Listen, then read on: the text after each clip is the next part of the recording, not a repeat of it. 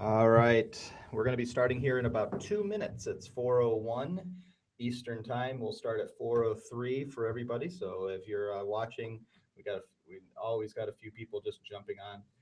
If you can have any questions throughout this, you can pop them into chat and you'll be able to hear it. If you guys could tell me that you can hear me now in chat, that would be great. Hopefully, we'll be able to do that. We're just playing with some audio here to make sure everybody can hear. All right. All right. So, everybody, we're glad to have you here and join us. We're going to have Robert and Stacy talking about point of sale systems here in just a minute. I don't care. So, do you want to talk about POS and I'll talk about the difference between software and cloud? Yeah. Okay. All right. Okay, so hopefully we'll be starting here in just a minute. Okay, everybody can hear fine. I appreciate that. Thank you for jumping in there in the chat, everybody who's chatting with me. And I greatly appreciate that. That's helpful. All right, so I'm going to turn my mic off. I'm going to bring up Stacy and Bob. I'm going to have them introduce themselves here, and we'll get going. So their mics are live. Good afternoon. How's my level there? I think you're looking coming in hot. You're good. You're good. I'll monitor. All right, thank you. I need somebody to do that in everyday life. So thank you. All right. You guys are good. All right, Stacy. What do you say? Good afternoon, everybody. Thanks for taking a minute to join us for our fireside chat on this early, almost summer day. Who couldn't use a good fire weather like this? So finally, we have nice warm weather. So fire or not, we're comfy and cozy. So we're gonna get to some questions, I believe, Nate, and we're gonna try to bring everybody a little more forward with the knowledge on point of sale. We did our webinar last week. Nate, there's a link, if I'm correct, to sort of, if you're just now saying, hey, I want to get tuned into what PayProTech is doing with point of sale. There's a link from our webinar that kind of started that foundational knowledge. What's SALCHA, POS? Where does it fit in the marketplace? Is that at what's the URL for that? For the recorded webinar from last week. That right now is just available. We have to email you the link. I don't have a solid link for that, but okay. Yep, we can get it to you. Just email us and email me myself, and that'll be able to do that. Okay. So, so this is kind of taking that knowledge further. Caught you off guard there. Sorry about that, Nate. So, we're going to take the knowledge a little bit further, but more of an open forum here. So, the agent, ask the question, and we'll see if we can get you the information you're looking for. So, I'd say that kind of covers what we're doing here today.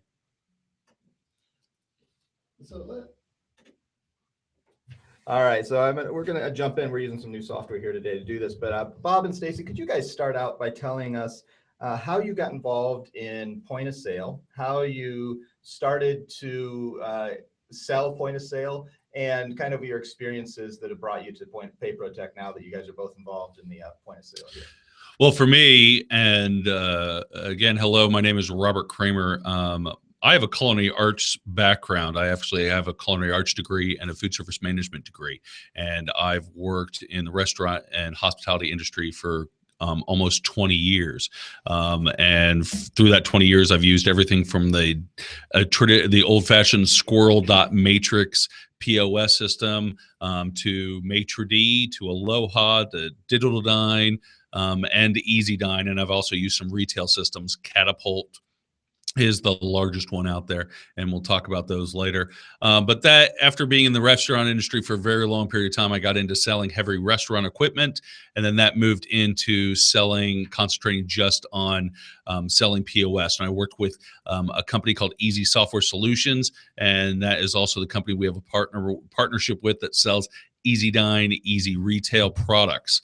And I have been with PayProTech now for 8 months, and we're just now getting the program up and running. So I have a vast amount of experience on hand in the industry using POS, and then on top of that, obviously, I have experience selling. I was with Easy Software Solutions for 8.5 years.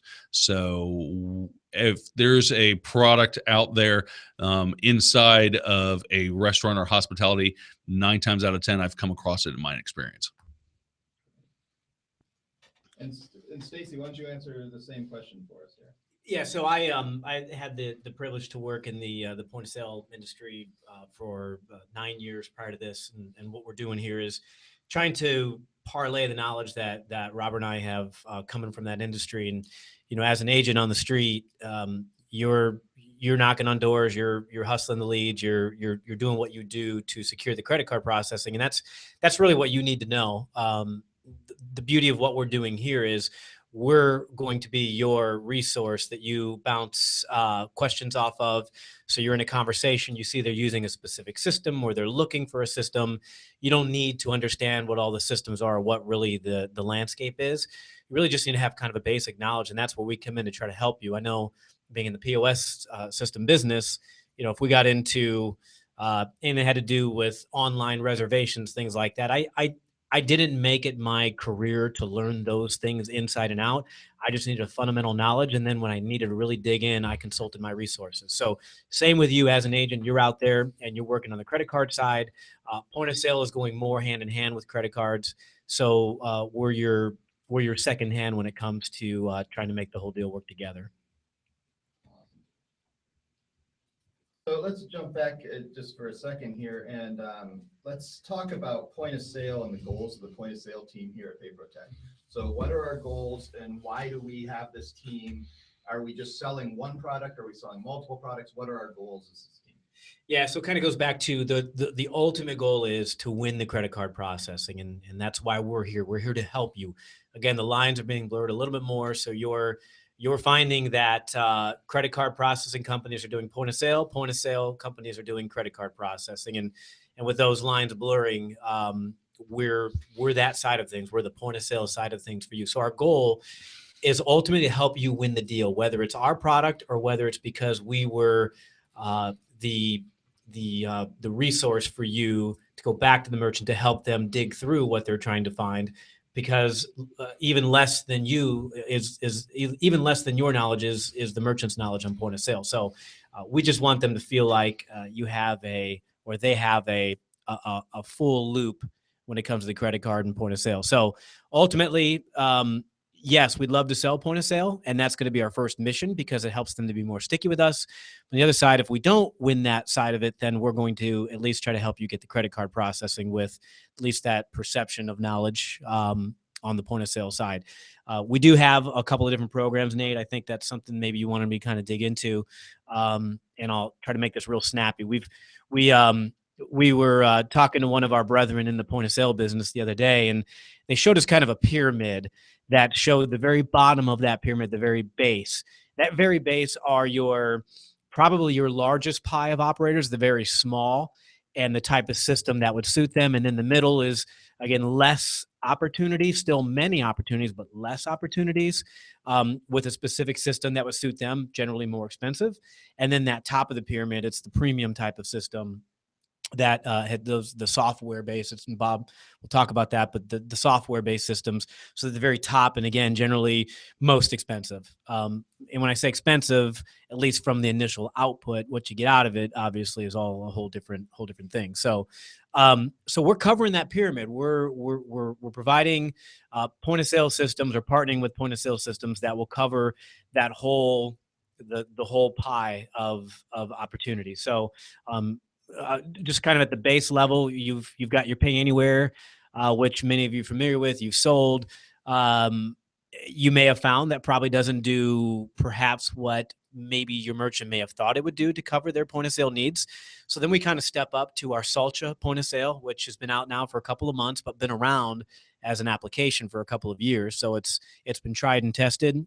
We've had pretty good feedback. Certainly we've learned some things, and there's some things that we, in hindsight, we would have wanted to done better. But we're past that stage. Nothing that's killed anything. Just as always, you want to improve, and you look back, hindsight's 2020. So Salcha point of sale kind of covering that space. And we're proud to announce that we're also a full-fledged partner with NCR on the silver product. Silver's been around a long time, and this model is a little different. We're a reseller for them. So there are some opportunities that we have as a collective whole that will allow you to be more involved than simply referring it over, which has kind of been their model previously. And then we step on up to relationship with Silver Pro, and then which is some levels up from Silver. And then we blend into your Easy Dine and your Easy Retail, and then we get into Revel. So those are some brands that you may or may not have heard of. NCR and Revel, probably the two that you're most familiar with. Saltra POS is our own brand. And then Easy Dine has been around, Easy Retail been around a long time, software based, so your traditional point of sale, that is definitely a heavy hitter. So we've got all your bases covered, and ultimately, again, you don't need to know the intricacies of all of this. It's a matter of you at least starting that process of finding the lead and then going through our system to help you win that deal overall. Bob, I'm going to ask you the next question. Can Sure. you kind of tell us a little bit about the differences between cloud and software-based solutions? Because there's multiple different types of POS out there. There's tablet-based, there's hardware. Give us an idea of what the whole models are out there. Sure. Well, let's talk about the oldest system out there, and that's a software-based POS or traditional POS. And that is been around longer. It's a traditional computer with a touch screen, and it has actual software that's uploaded into that system. That is a closed loop system. So though it connects to the internet for your credit card processing, you can't hop on that computer and surf the net. You can't do your email from it. You can't communicate with your staff or, do mass marketing from it. That's, and really those are PCI compliance rules that put us in that situation. But that software-based POS is what more people are going to come across right now. Obviously, we see a shift in the industry, and you're seeing just a shift in even our lifestyles as even our phones and our home computers are going to cloud-based storage. But everybody has used or has been in a restaurant or a retail facility that has used a traditional software-based POS. This is your Aloha's, your Micros, which are the two largest companies in the nation. And then behind that, you might have seen a Digital Dine, or like when I talked about Catapult Retail Systems, which is the largest retail system in the U.S. These are software-based POS. They tend to be a little bit more expensive because we now have a computer hardware system that we need to purchase. We have to buy monitors. We have to buy computer towers. And anybody that's purchased a home computer knows that those prices can be elevated. And with computers, you buy a cheap computer, you tend to get a cheap computer that doesn't have all our features. So when the same is going to go inside of POS as well. I want something that has a lot of features and a lot of capabilities. My price is going to go up. And since I'm buying hardware with hardware storage and software, then my price is going to be a little bit higher on the front end. When we talk about cloud-based POS, we're talking about apps.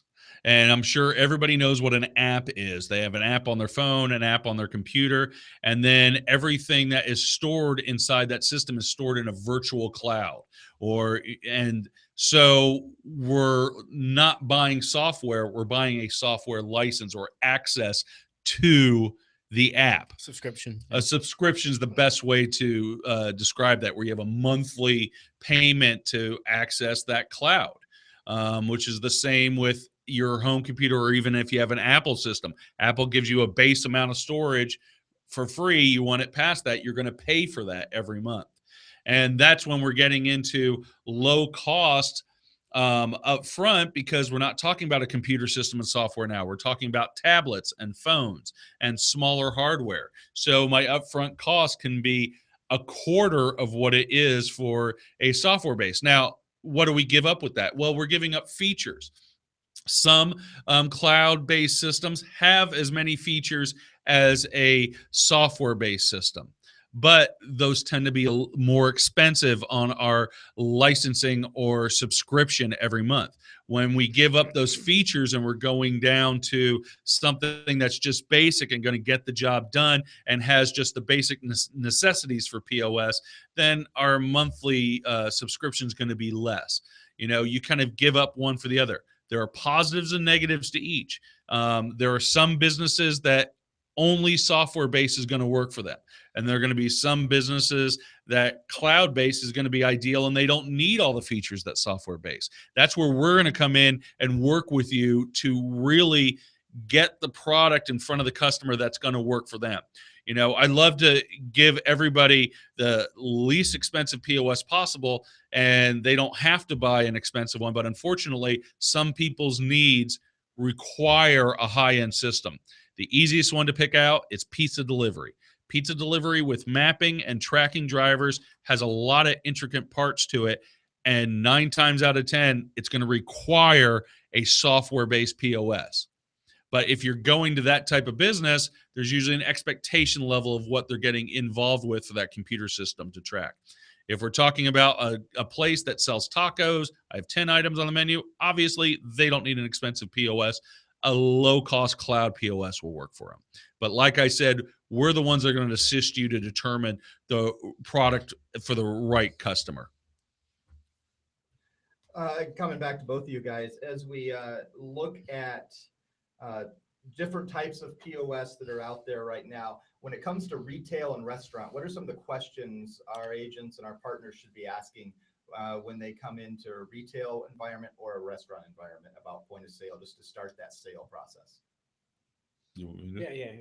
Well, let's start with retail because it's the easiest. You know, there's a little bit more straightforward. The one thing to always keep in mind when we're talking about the difference between retail POS and restaurant POS has really to do with one thing, and that's barcoding and inventory.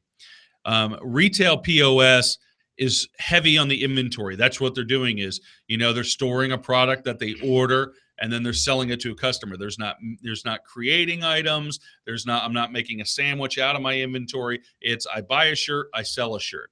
But what really comes down to it is barcoding and storage of that information. More than not, a retail will have a lot more inventory that they have to track than a restaurant. So that's why there's usually 2 different POS systems out there in existence. There are retail POS and there are dine POS or hospitality POS. So in retail, what are they selling? Do they need barcoding and scanning? Are they selling it by weight? Those are the big 3 questions that you have. The only one that's going to come into play beyond that is, do they need to do wholesale? Because wholesale and retail are 2 different things, but there are systems out there on the market that do both. By chance, Easy Retail, their software-based POS, does do both wholesale and retail. Now, when it also comes to retail, there are specific companies in the industry that have their own specific POS dedicated products. I'm talking about bookstores. I'm talking about florists. I'm talking about dry cleaners. These companies have specific needs that the POS, there are specific POS systems for those specific industry. You know, and bookstores has to do with the coding. Florist has to do with being on a national registry, so I can order my flowers online and the order goes into them. So those kind of fall away. When we talks about hospitality and dine, pretty much that's an all-inclusive product. You know, it's, you know, how are you selling it? Is it sit down? Is it carry out? Is it over the counter? Is it delivery? Those are really the differences when we talk about retail. And the questions and the key concerns about retail is, that's the first one. How are they selling to their customer? Is it over the counter? Is it sit down? Is it fine dining? Is it delivery? How are they doing it? Because we want to find a POS system that works inside that environment. Then the other question is, how many customers do they have? How large of a restaurant? If I have a restaurant that seats 1,000 people, obviously one POS isn't going to work in that situation. If I have a restaurant that, you know, maybe can have 20 people inside of it, then that pushes us to a different product.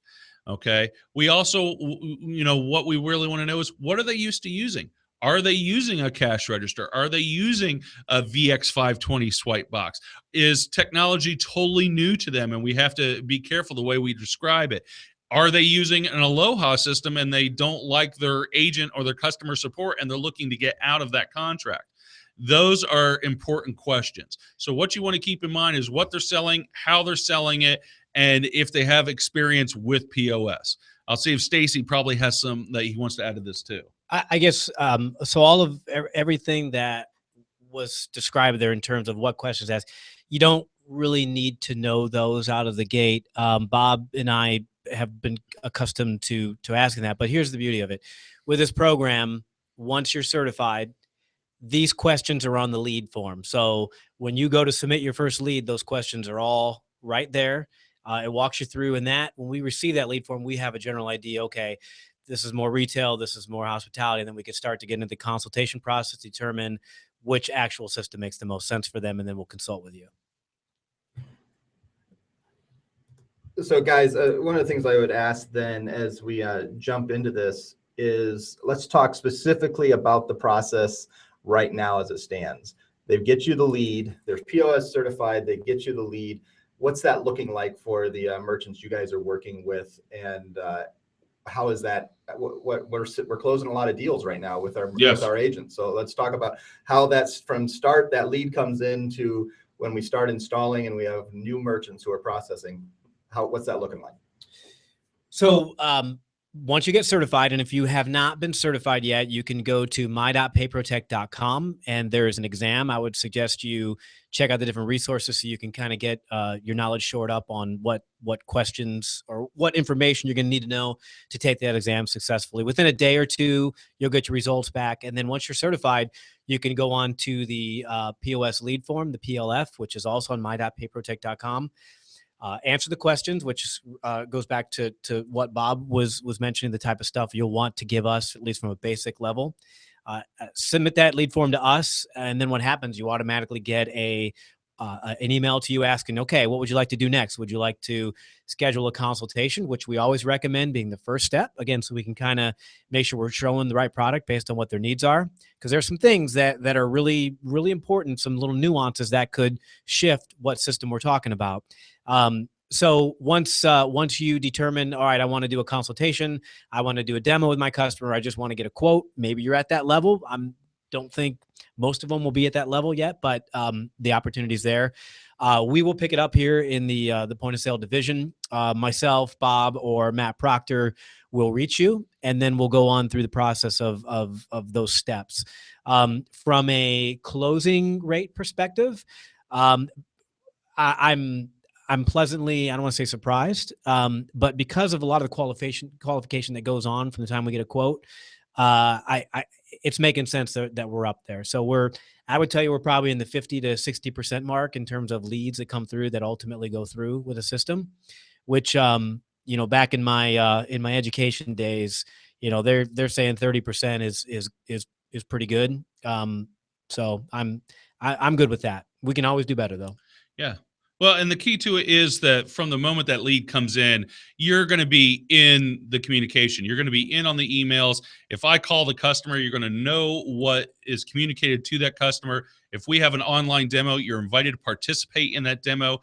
And the more educated you are to understand the system, obviously, the better you're going to be at selling these products. And that's really the key, is making sure that we communicate with you. So no matter what the customer says, you're right there step by step with them, and you understand what's going on. The most successful projects closing have to do with us on the far end resource end of things, and you as the local presence. Together, it makes for a pretty formidable combination. Yeah. So guys, as we come up with, we're going to have some questions. We got some questions coming in with chat, and so those who are watching live, make sure you ask us those questions. But last question before we go to some of the chat questions here. What is the biggest thing you think for the agents when they have that first contact and they're getting ready, trying to prep it to be able to hand the lead off to you? What do you think are some of the most important things they can have going on in their mind as they start passing off? What are some of the questions, ideas, thoughts that you would have for them? I think Bob kind of hit on those earlier, the lead form. Yeah, it's, and once you use the lead form, and I don't want to just brush it off to that, obviously the key is that,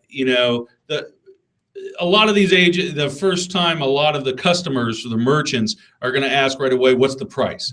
And the point is with PayProtect, we're trying to sell them value. They don't need to go to another company. They're going to get their processing through you. They can possibly get some other features on the processing end, gift cards, so forth. But then we're also going to take care of the POS system for them, the point of sale system, their actual cash register system, for lack of a better term.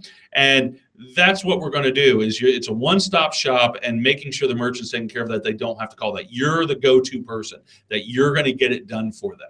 And all we need is some basic information from them and a willingness for them to participate in a demonstration or speak with me.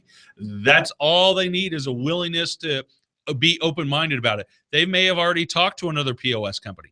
They may have already made their mind up, but that doesn't mean we can't show them a different option. That doesn't mean that they can't compare. That doesn't mean we can't find them something, because if you lock them down with a POS and then you have the processing too, this is a customer that more than likely is not going to just hop from a processor to processor because somebody comes in and offers them, 10 basis points less a month. You're the go-to person. You're now their person that's almost their IT representative inside of that building. And that is a good position to be in. They're going to rely on you. As we have some more questions going in there, one of the things I wonder for our agents they're asking about is specific types of venues that for POS. So, and I've already seen a couple come through about grocery stores. And I think we've had some experience there, even some convenience stores and things in the last few weeks. Can you speak to our agents about grocery stores and what they should be thinking about? Well, we're talking about grocery stores. The first question we're going to have is, are we talking about a chain grocery store or mom and pop grocery? Grocery stores in themselves there's a lot of intricate parts. You got to remember with grocery stores, it's going to come down to how many inventory items or SKUs, SKU, SKUs they have, because storage is going to be the issue there. If they have 25,000 different items that they're selling and they have 12 different lanes like a major grocery store, that's a very expensive and high-end system. And there are specific systems in the industry that work with that. And especially if you're talking about a chain store, more than likely they have a product they're already using that's forced upon them by the franchisor or the actual chain itself. If we're talking about a mom and pop grocery store with 2 or 3 lanes, then it becomes how many inventory items do they have? Do they need scale integration? Are they looking for the fancy mirror scanner scales that you see in major grocery stores? Those are the questions I have. Is that possible and something we can do? Yes, that would run through Easy Retail. Scale integration is even possible, and we can get up to 50,000 SKUs or PLUs. But then it becomes, how are we scanning it? Are we scanning by hand? Are we buying the weighted scale scanners, which can run anywhere from $3,000 to $10,000 depending on the size and the type that we're looking at. So you always want to be careful with those, is have a rational conversation of what they want. Do they want integrated weights? How many inventory items do they carry? How many checkout lanes do they have? And really, what do they want the system to do for them? That's really what you're looking for. And convenience, if they want fuel, that's very specialized. So if they're small, effectively a convenience store with no fuel, again, pretty good chance that we can help them as long as they're not a big chain, which 7-Eleven, things like that. Some of those don't have fuel. Fuel goes through a specific registry and a specific system that the government actually controls. Another question that we're getting from some of our partners here that are watching today is one large retail or Fortune 500 mentioned as Fortune 500 companies. Are we even looking for situations of that? How do they contact them? Can we provide them with POS solutions that would fit their needs? And what are some things for them to think about? Go ahead. For Fortune 500, I would tell you it's a slim to zero chance. Mm-hmm. If you get the processing, God bless you. I mean, get the processing. Those become some very tricky situations. So, but remember, those are Fortune 500. There were only 500 of those, and there are hundreds of thousands of other opportunities. So just because we don't win that doesn't mean that you should be you should go crawl into bed the rest of the day. The key with major companies or even franchisers, they're going to have rules, and they're going to have rules already set in front of them that are set by either the company themselves or Fortune 500. Most Fortune 500 companies produce their own POS systems, and they have very specific needs, and so that's why they have their own ID department in-house. They don't buy an outside company. And if they are buying an outside company, a lot of those avenues have already been taken up. But if you do get in a situation where you're talking to somebody, they're going to know their own rules and their own requirements, and they're going to give them to you. They're going to be very specific. And that's even with franchisees. Franchisees usually have a set list of POS, and this isn't all the time, but there's a good amount of them out there, set lists that they can choose from. And then you need to find out one of the systems we have on that list and what it takes to get on that list. And that's really what is concerning you when we're talking about, large corporations. Next question some have been asking is about current merchants that we have. They're already processing and working with us. Our sales partners are going out and meeting with them again, and what that transition process would look like. And then even what another question adding on to that, another person asked was, what tools can we give them so that when they go in, they already have the relationship, they can start presenting point of sale systems to them? What are some of the tools and stuff that we have for them?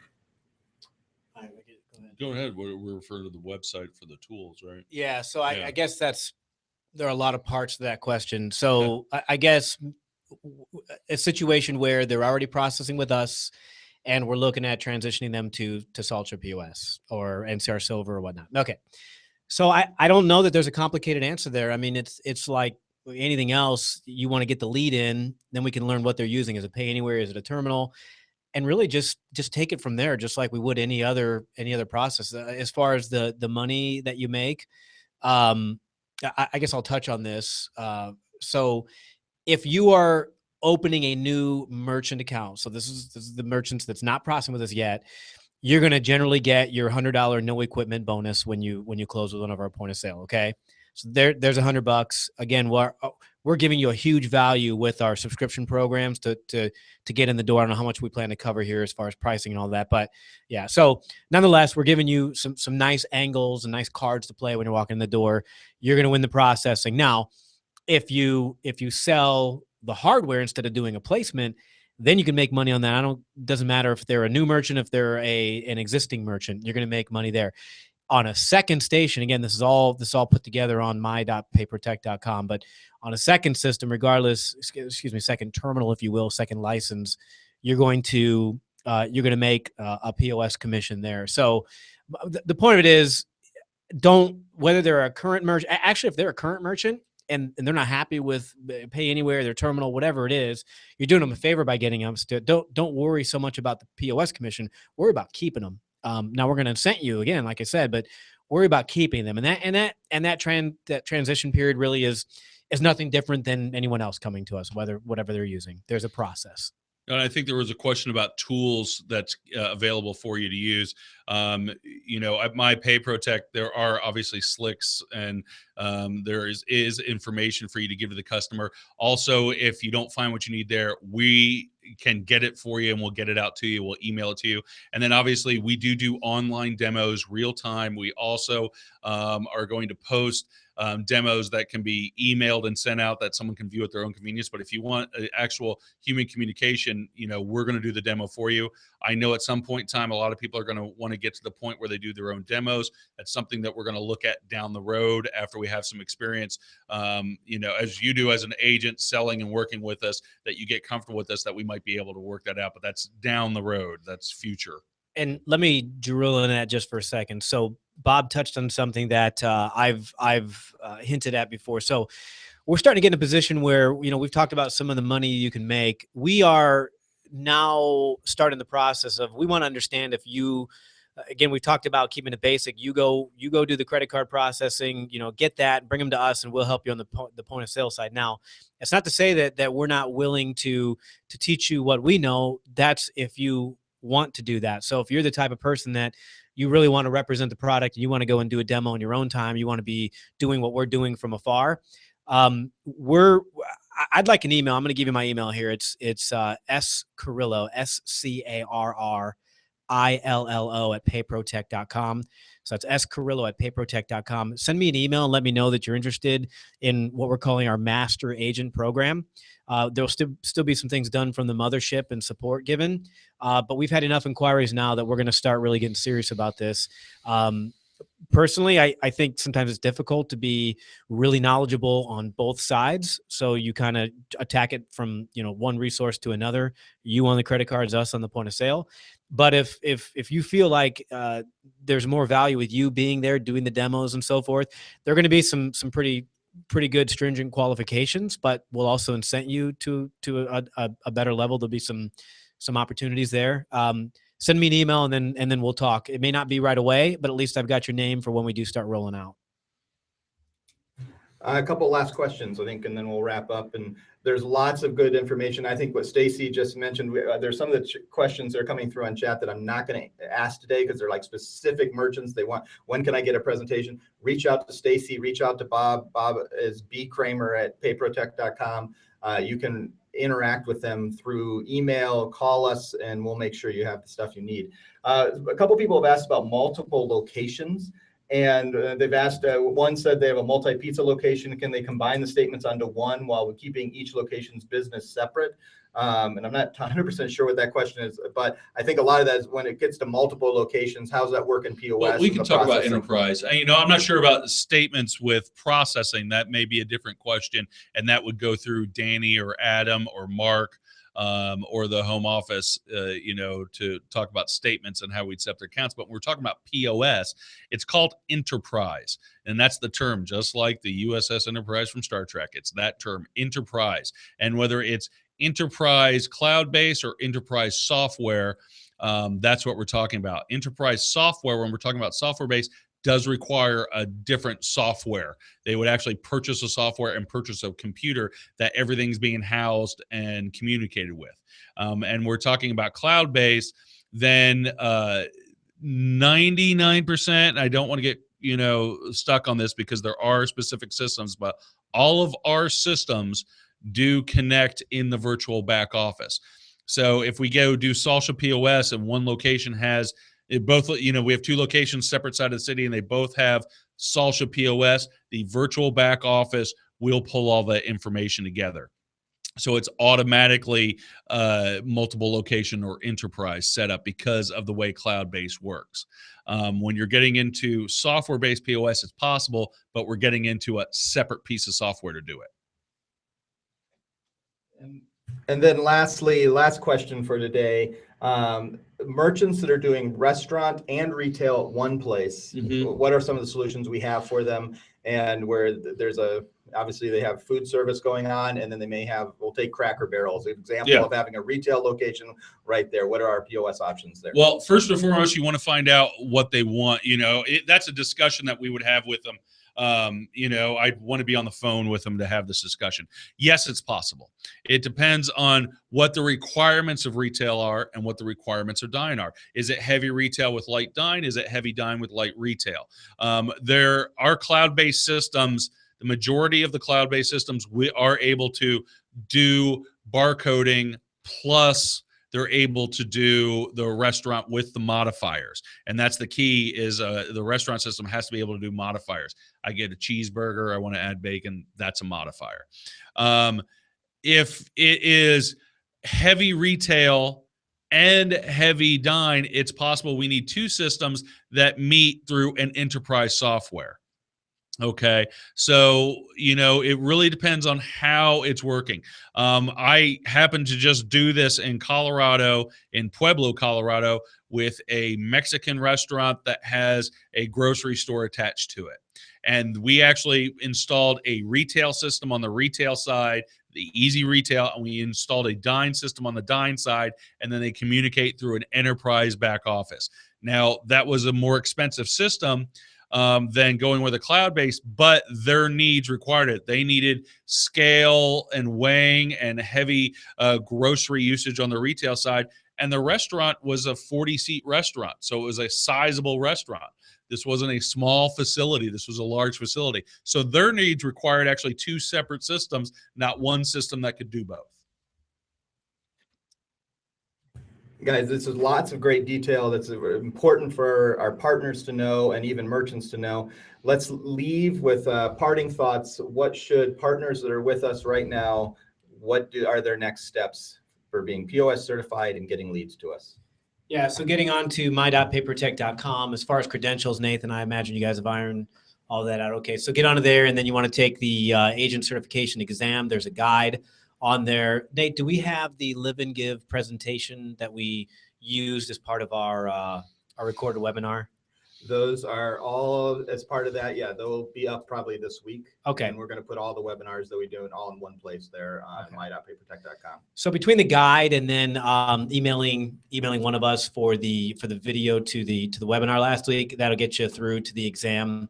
And please, if you miss something, I'm going to let you know the correction to it. So do make sure you do that, because that can take quite a bit of time away from other things helping you if you're actually just kind of phoning it in on the exam. So do make sure that you look at those resources. And I've had a couple, but for the most part, I've been pleased, and we've had some perfect scores, which is really refreshing and helpful. So take the exam, and then when you're ready, get a lead in. The lead form has all the questions, submit it, and then we'll take the process from there. If you even just want to contact us via email, and because you have a question before you get into a lead, or you just have a question about a customer that you think might work, please, we're here to answer your questions. I mean, if we walk away with anything, is we're here to assist you. So if you just have a basic question about POS, or just you want to have a basic understanding about something that your customer has, or a customer you a future customer, or a customer you want to have, please call us. I mean, we're happy to assist you with every bit of information we can give. Great, thank you guys very much. It's been Appreciate everyone's time. It's fun to get all this going. We've got a lot to go on. Get POS certified, put in those leads, and then we're going to work together. We're building a great product. There'll be lots more information to come, and make sure you're watching your emails, and we'll have all kinds of new stuff to go. So thanks for joining us today. Thank you. Thank you. Have a good day.